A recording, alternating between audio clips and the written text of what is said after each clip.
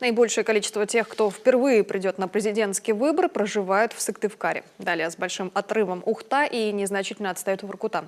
Меньше всего голосующей молодежи, которой к 18 марта исполнится 18 лет, в Усть-Вымском районе. К слову, именно в студенческом возрасте, убеждены преподаватели региональных СУЗов и вузов, у человека появляется гражданская позиция. И тут важно не просто проинформировать, дать достоверные данные и, кроме того, заинтересовать. В основном наши студенты впервые идут на выборы.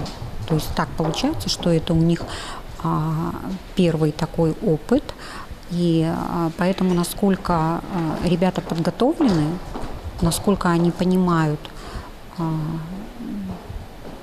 для чего нужны выборы, разумеется, зависит от нас.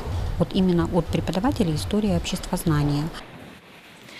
Всего по республике в списке избирателей таких будет внесено 11 128 человек. Именно столько избирком распечатает и именных приглашений. Их работники учреждения раздадут в ходе поквартирного обхода граждан, которые, к слову, в нашей стране решено организовать впервые. Этакое контактное информирование стартовало в Коме с 20 февраля.